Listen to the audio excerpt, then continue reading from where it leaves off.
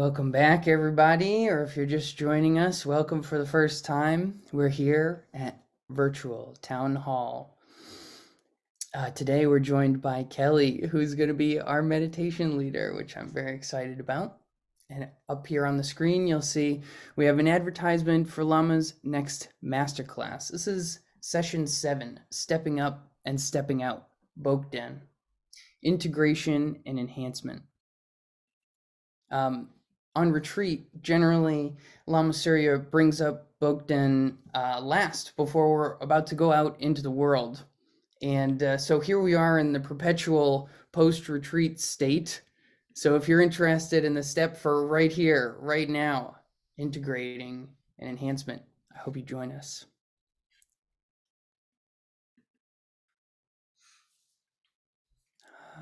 Yes. Excellent. I'm going to spotlight Kelley for everybody. And without further ado, Kelley, take it away. All right. Give me 1 minute here. I want to see everybody. Yeah. I don't like staring at myself while I do this.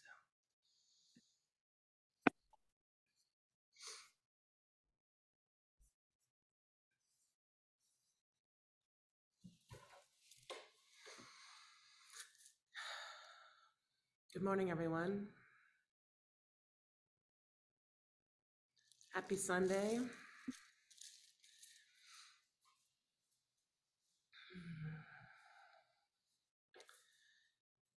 Before I begin, why don't we arrive fully? If you're on the West Coast, maybe you're just getting started. If you're somewhere in the middle or the east, you're probably coming from something else. So let's arrive in our seat.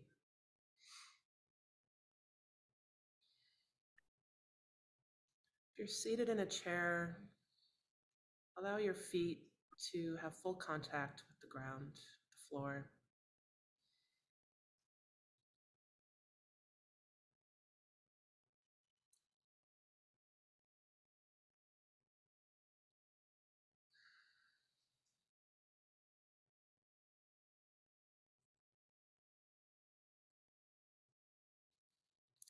Noticing your posture. Just notice how it feels, not necessarily if it's good or bad or right or wrong, but how does it feel? If there's an adjustment you need to make, feel free to make that.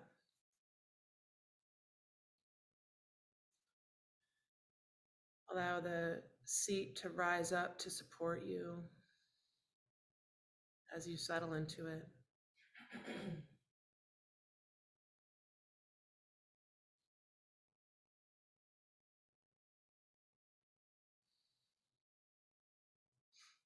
And begin to connect to your breath.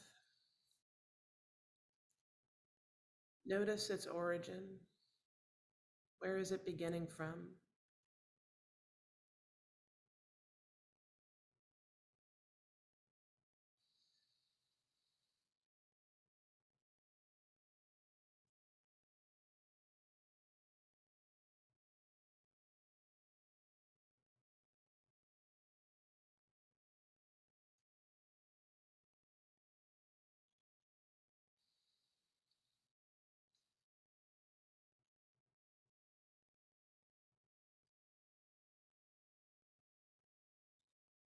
Allowing your awareness to be right here, right now.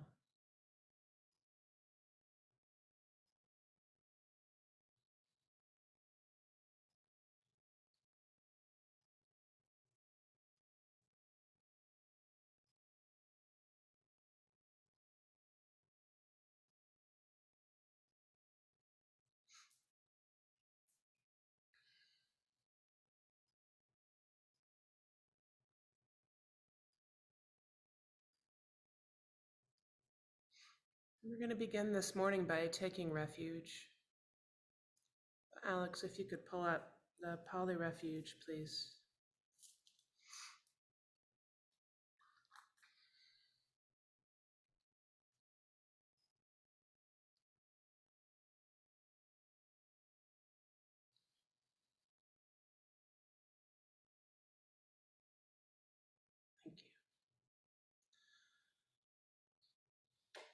So this is a Choose Your Own Adventure town hall.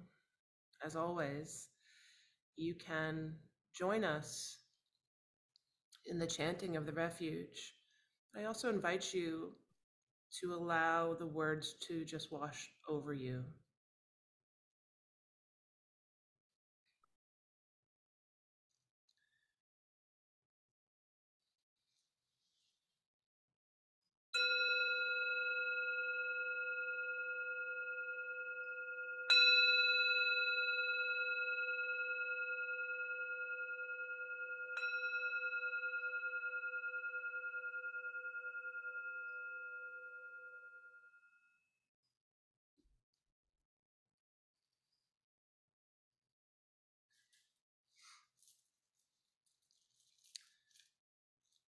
And today, as we take refuge, I invite you to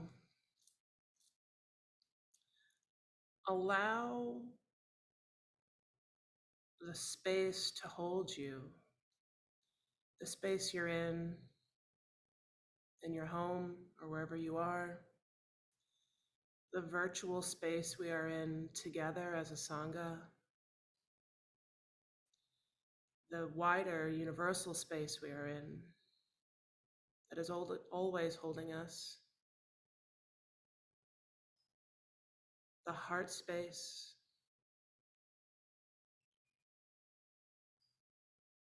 and the space that our dear Lama holds for all of us in love, and any other teacher, deity, guru that you feel safe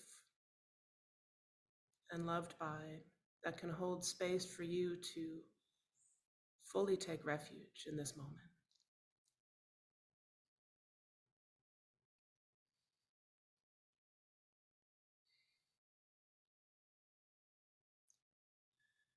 Namo tassa bhagavato arahato sama sambuddhassa. Namo tassa bhagavato arahato sama sambuddhassa. Namo tassa bhagavato arahato sama sambuddhassa. Homage to the fully awakened, perfectly enlightened Lord Buddha.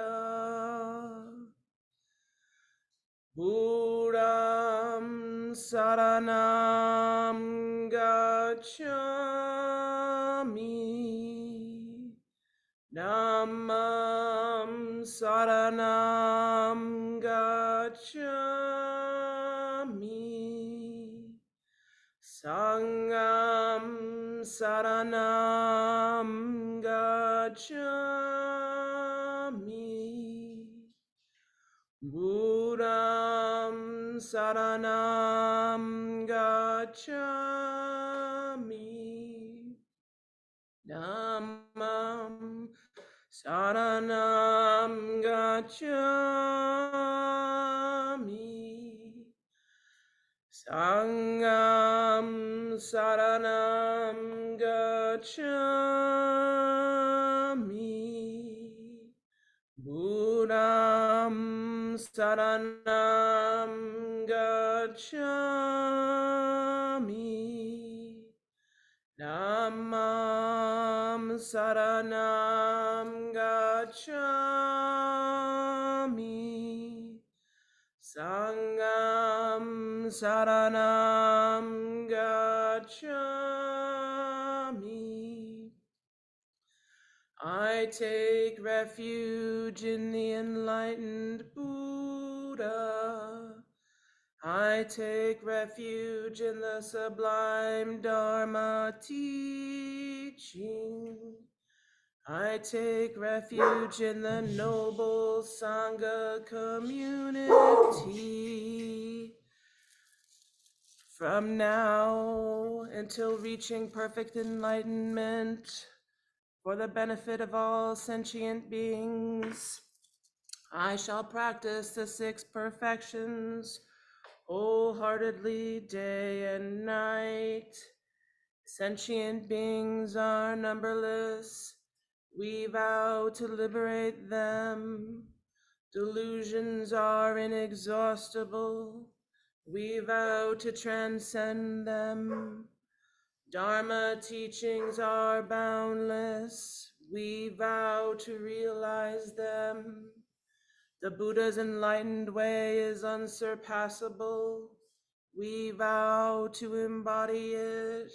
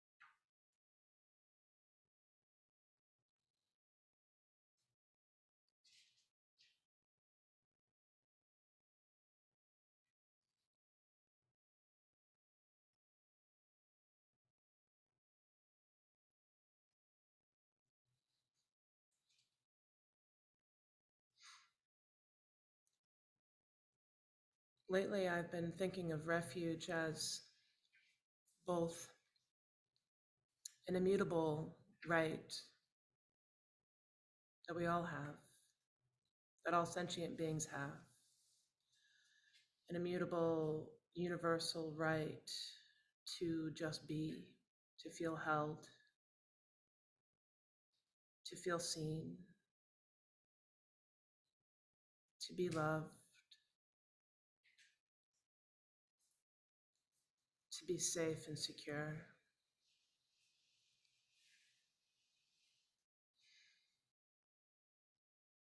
And while it is our immutable right to have it, it is also our responsibility to be those things in the world for each other. So there's a co-emergence within refuge, both of taking it and being in it, as well as being it and providing it. Because if we're not doing both,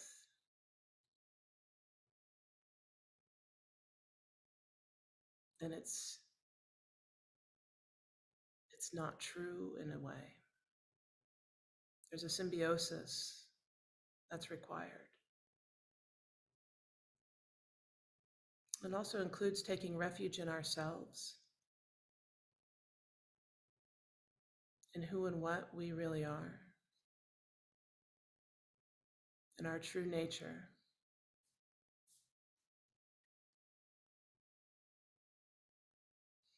And depending on what you have going on in your life, right now you may, in order to be, you may need to receive. Allow us to hold you and love you and be that safe space for you.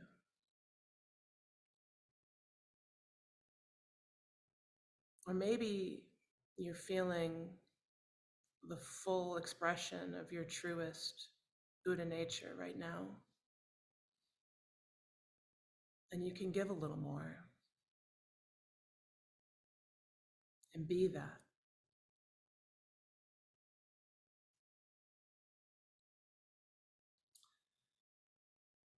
Without putting one over the other. Because when we're taking refuge, right, the first thing we're committing to is taking refuge in the Buddha. And a simple way of distilling that down, very simple, is committing yourself to having an open heart.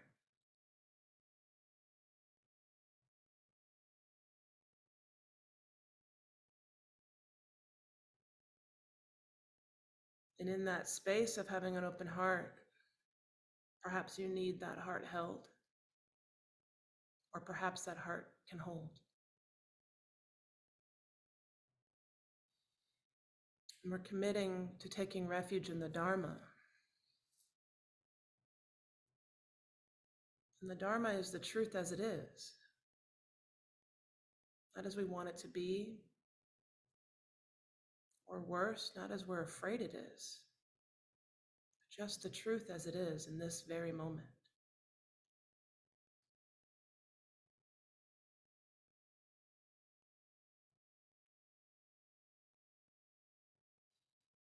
And if the truth in this moment is, I need to be held, let that be the truth.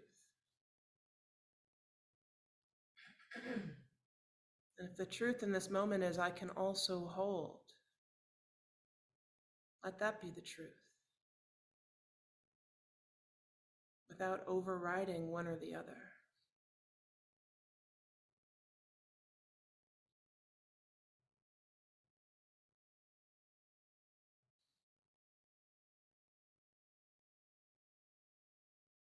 We're also taking refuge in the Sangha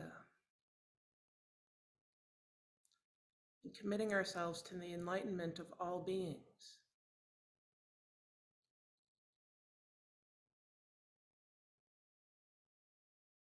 Being here for each other, being here with each other.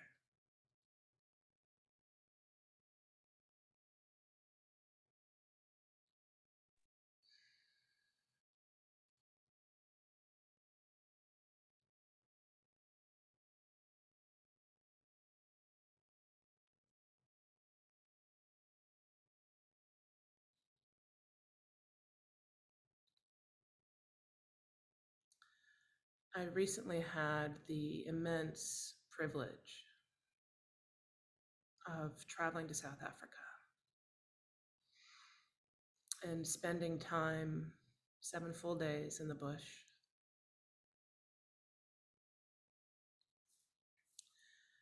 And if you've ever had the immense fortitude and privilege of being able to go, you'll know what I'm talking about. And for those of you who haven't, I'm going to do my best to describe a moment of the experience for you, because it embodied for me our Dzogchen practice. Arriving in the middle of the Kruger National Park, even as you're in a little prop plane and you see this expansive view of nothing but wild. Everything free to be exactly as it is. In harmony, as nature intended it. No interference. So the first hit was things just as they are. But without having to conjure anything, you could just see it and feel it. Massive herds of elephants running through, hyenas,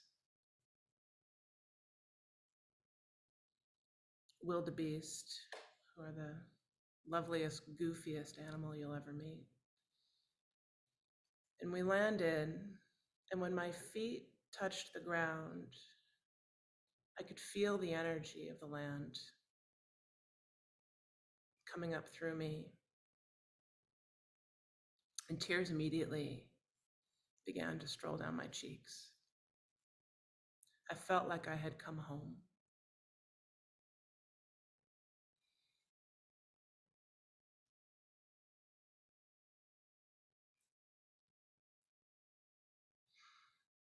And one of the most magical experiences we had was there was a morning that we were out, so the only thing that isn't nature as it is, although I guess it still is, you go out on these big Jeeps, but the guides are so present and thoughtful, and we move so slowly so as not to disturb any of the animals. And we came upon two male lions, adolescent lions, lying under a tree in the shade. And again, it's this just expansive land. There's nothing but rolling hills and bush and marula trees, and it's just perfectly gorgeous. And there's animals everywhere. And so somewhere in my mind, I thought, if there's a lion, everything else has scattered because that lion immediately is going to attack. I probably got that image from a movie. So as we're witnessing these lions lie there, and they're not worried about us, they're not worried about anything else that's happening. They are so fully being themselves. And this pack of impala come by, and again, they're coming towards us, and I'm thinking, what are you doing? Why are you coming towards us? You're coming towards danger.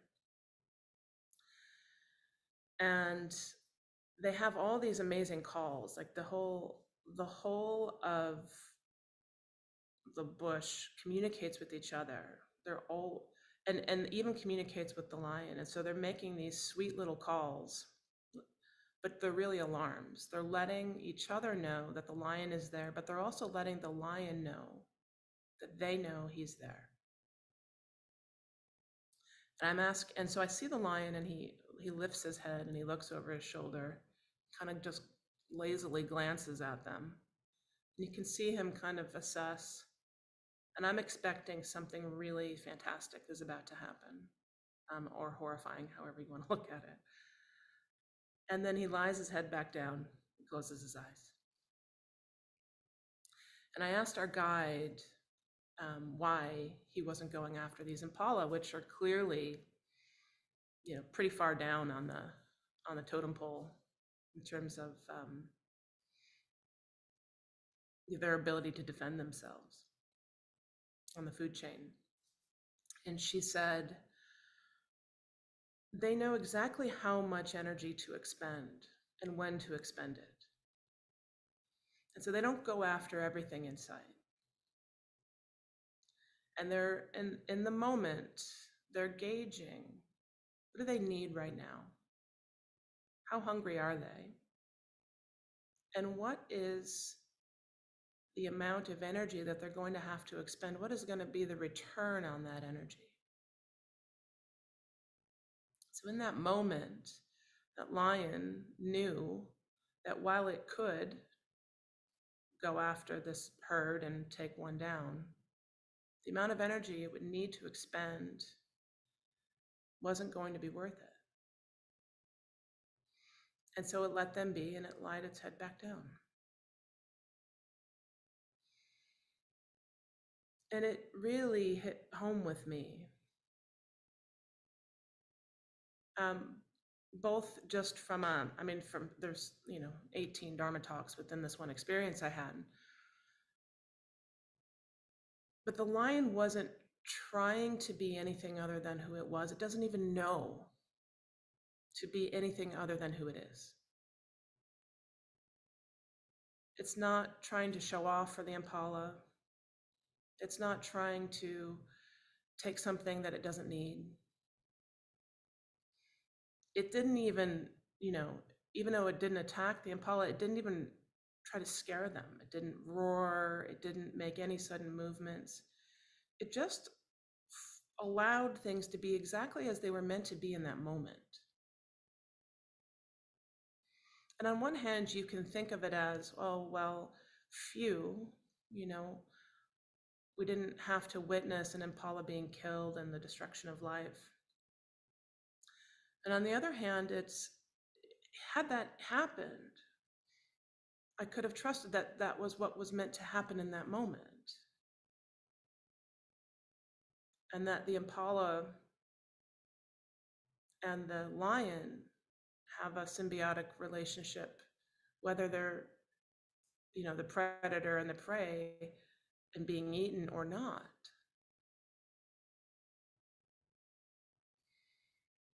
And so as we sat there, you can feel the heat of the sun. You can almost feel the earth breathing. I mean, it's so still and so incredibly active at the same time. And then you have this immense presence of this lion. And the feeling was, we can trust that how we show up in a moment, if we're still and if we arrive, and even though that might happen in a split second, we can trust our truest nature to do what it's called for. Animals have so much to teach us that way. They're not trying to be anyone else.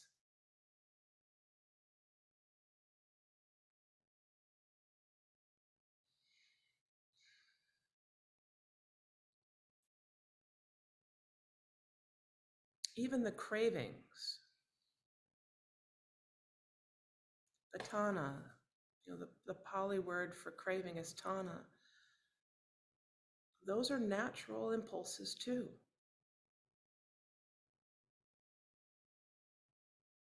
Another moment, a few days later, we saw two male lions who had just killed a zebra. We didn't witness the taking down of the zebra, but we witnessed it a few hours later. So in that moment, I could have flipped the script and decided that, the lion was the predator and that poor zebra, the zebra had to suffer. But the natural impulse and craving of the lion was to survive. And the energy that the zebra contributed to that ecosystem was to feed that lion.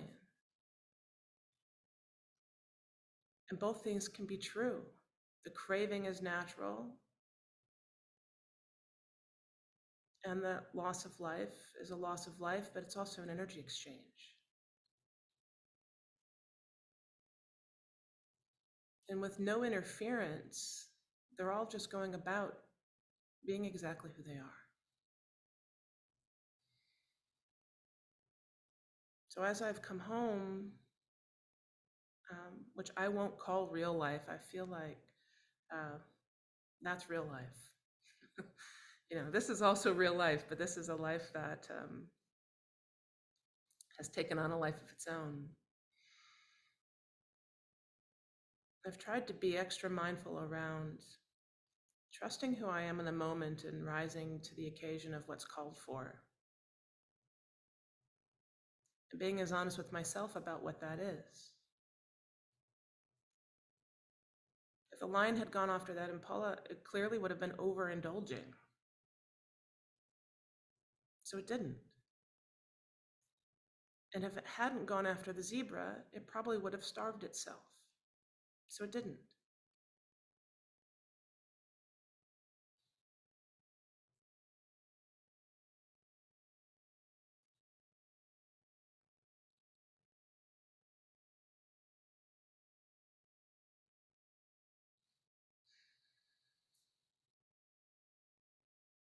And so while in Buddhism and in Dzogchen, The root of our suffering can be craving.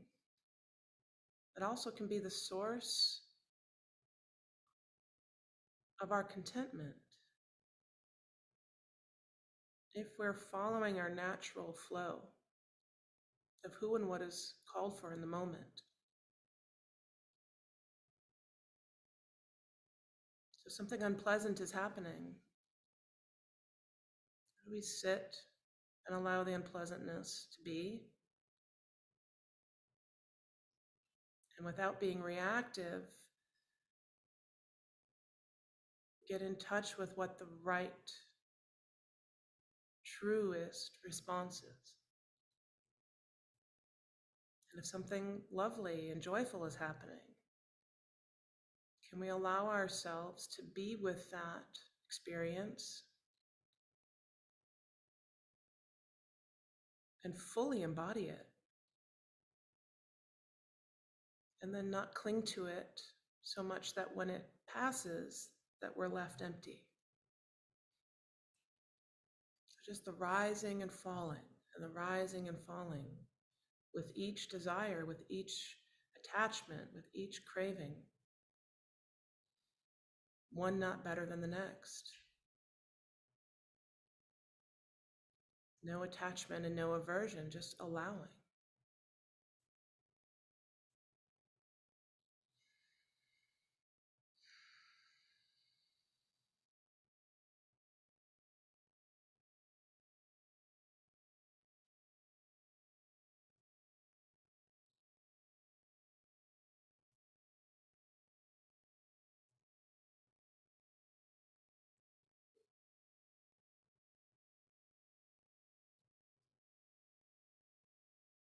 Rumi has a short poem that I'm going to read, and then let's sit and be.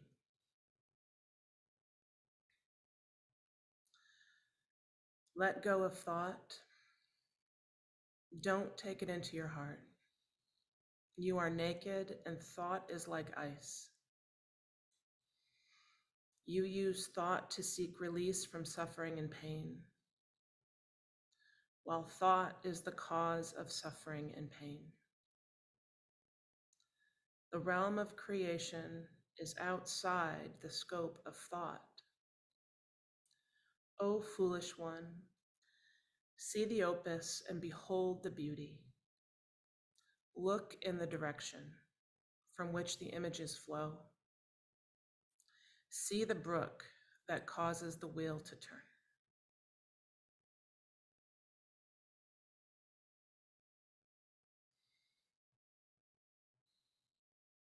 Settle into your seat.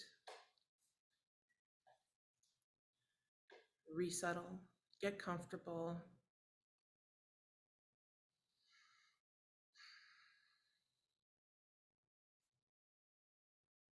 Assume your Buddha seat. Allow your Buddha nature.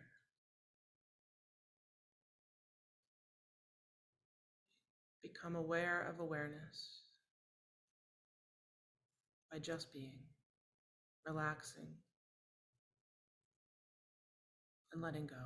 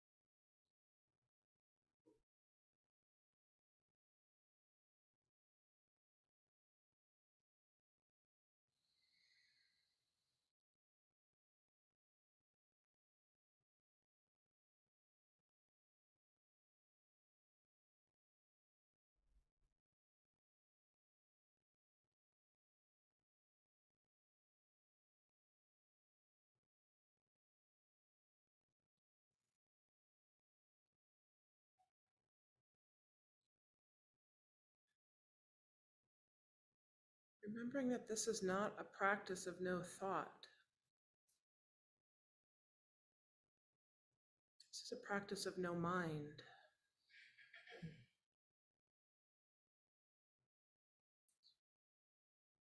Allow the thoughts as they arise. Also allow them to fall. Witness to the witness. Just breathing. Just being. Letting go.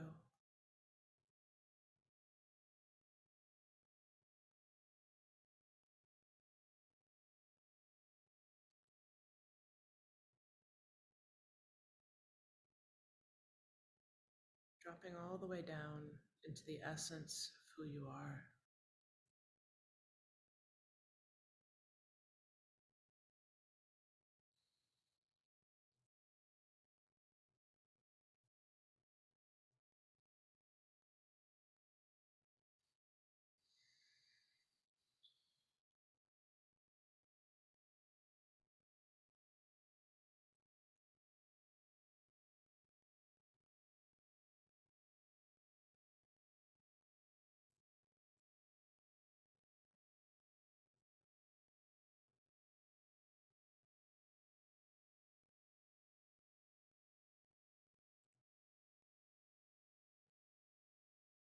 Not blissing out and not tuning out. Aware of the subtle sensations in your body. Sinking into them.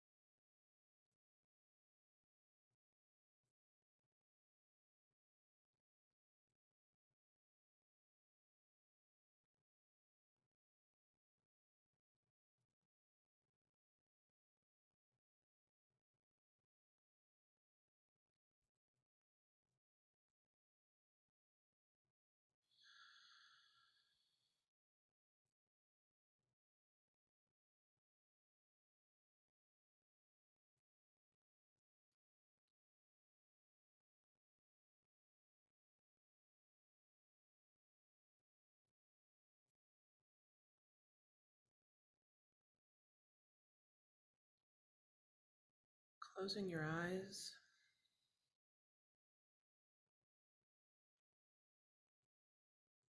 And gently gazing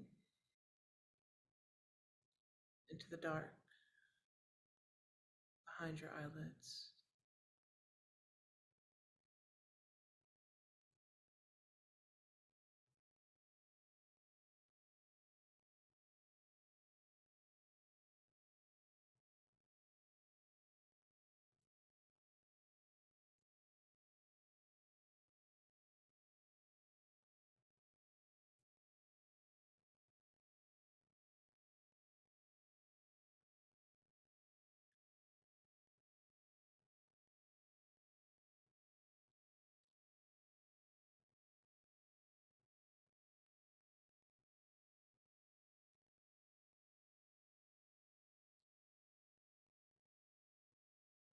Gazing into the edge of your awareness.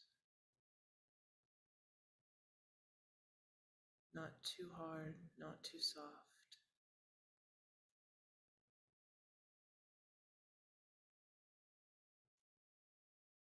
Leaning in slightly. while also allowing.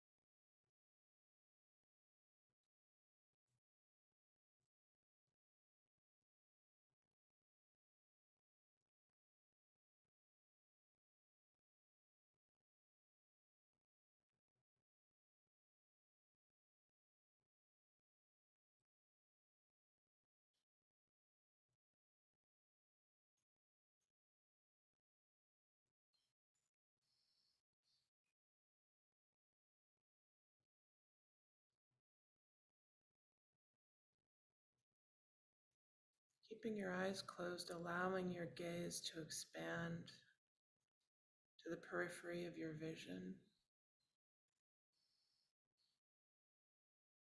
above and below, side to side.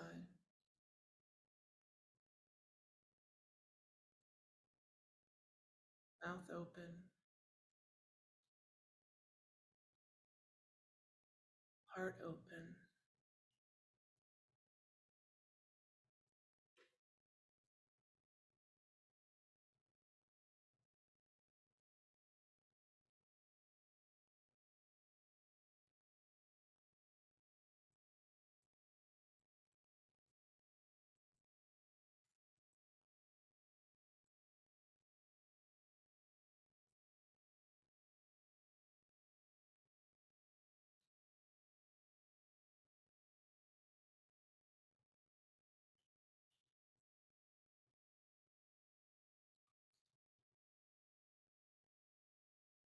Uncoiling, unknotting.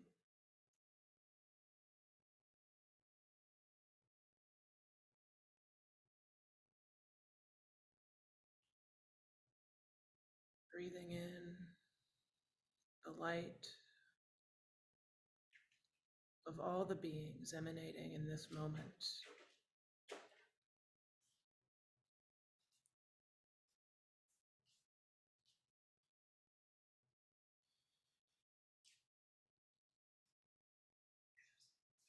Breathing out your own light.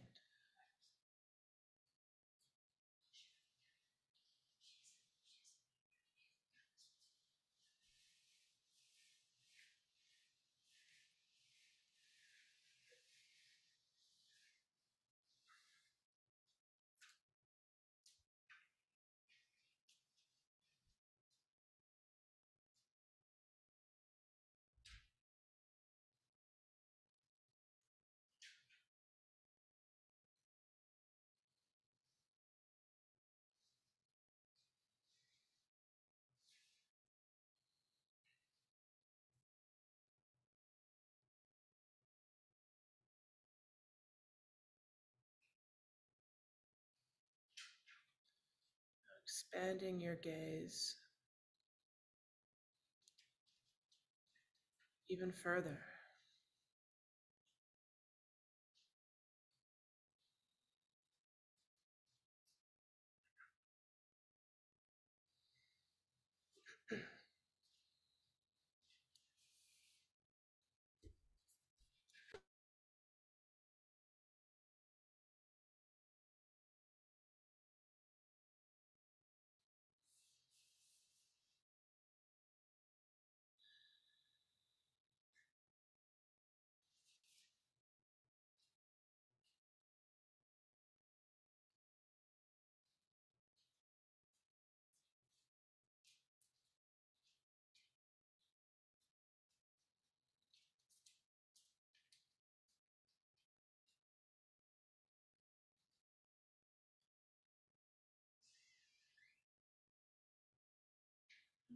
Gently and slowly turn that gaze inward.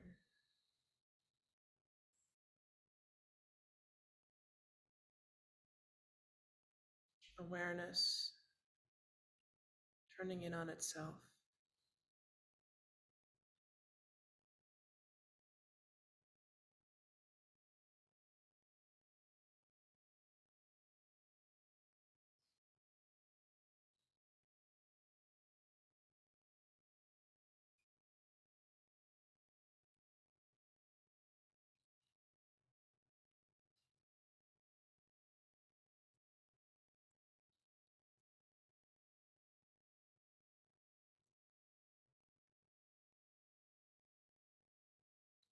Receiving your own gaze, your own light,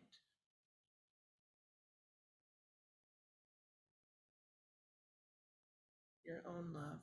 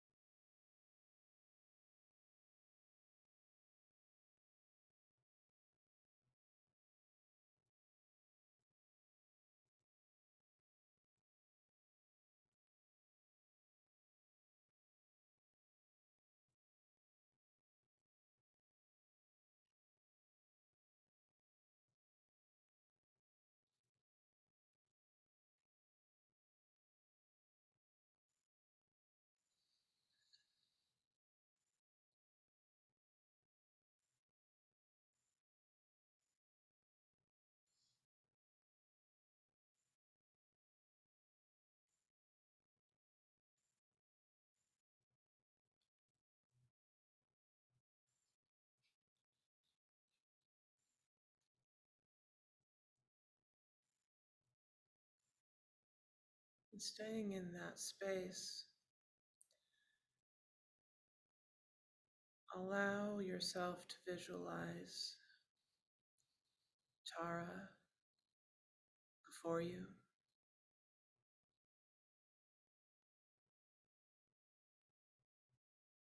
holding you in her light,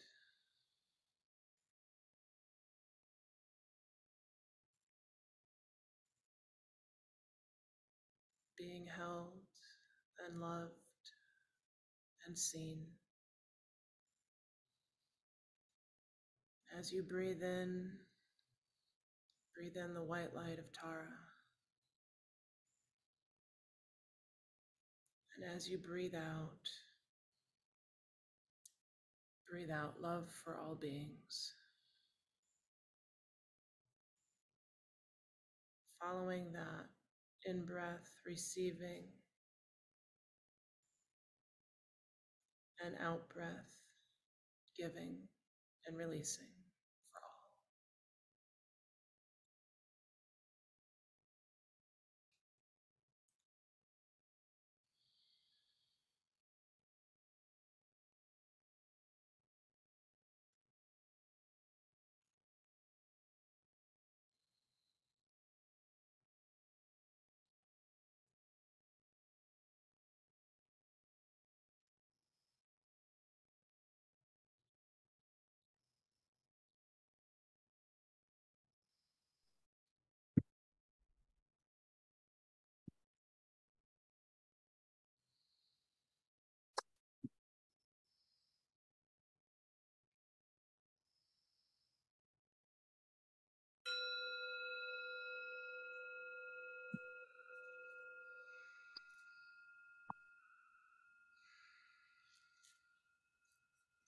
Alex, could you please turn to the path clearing?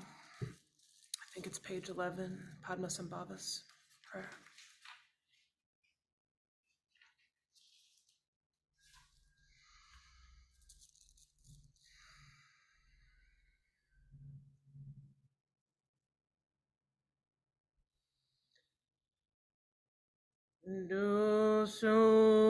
Dosum Sanjay Guru Rinpoche Nudrup Kundak Dewa Chenpo Sha Marche Kunsel Dudu Drak Posel So Wadap So Jingi Lap Tu So Chinang Sang Wei Barche Ji Wadang Sampalunji Drupar Jingilo Dusum Sanjay Guru Rinpoche Nudrup Kundak Dewa Chenpo Ja Barche Kunsel Du Drak Posel So Wadab So Jingi Lap Tu So Chinang Sang Wei Barche Ji Wadang Sampalunji Drupar Jingilo.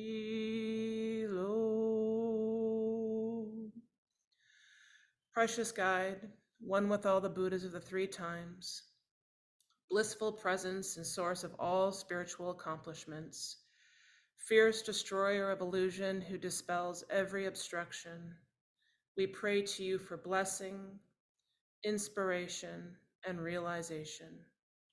Please remove all outer, inner, and secret obstacles and spontaneously fulfill our aspirations.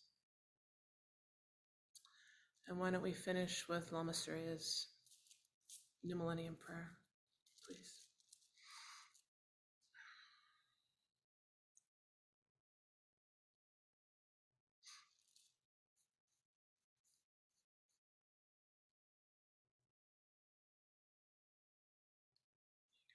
Thank you.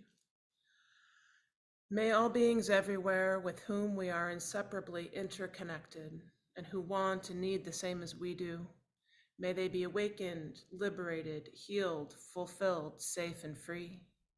May there be peace and harmony in this world and an end to war and violence, poverty and hunger, inequality and oppression, greed and cruelty, pandemics, famine, droughts, earthquakes, all kinds of natural disasters. May all be free from harm, danger, anxiety, fear, and insecurity. And may we all together complete the spiritual journey, one beloved community, one circle, one family, all the way home.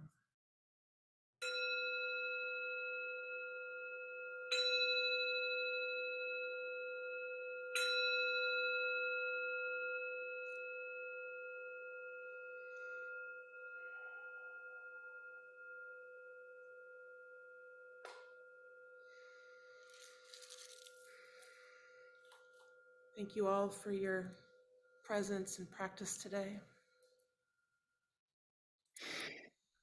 Thank Have a you blessed so. Oh, sorry. Oh, go ahead. Thank you so much, Kelley. I've posted here the link to donate and the link to become a member in the chat. In the chat, I'd love for you to direct your attention to that if you feel so inclined. But Kelley, before we go, I had one question that came in, and what Rumi poem is that? Or do you know the first line so that somebody might look it up? Yeah, let me give you the first line. It doesn't have a name that I could find. So it is, let go of thought, don't take it into your heart. You are naked and thought is like ice. That's the first line. And Kelley, really, the whole practice, absolutely beautiful. I mean, brings to mind the lion's roar. This was certainly your own unique lion's roar, waking up all the beings coast to coast here with us today. Really, really amazing and powerful. Thank you to all of you for being here with us as well. So appreciate your time and hope to see you next Sunday. Love to you all. Have a wonderful week.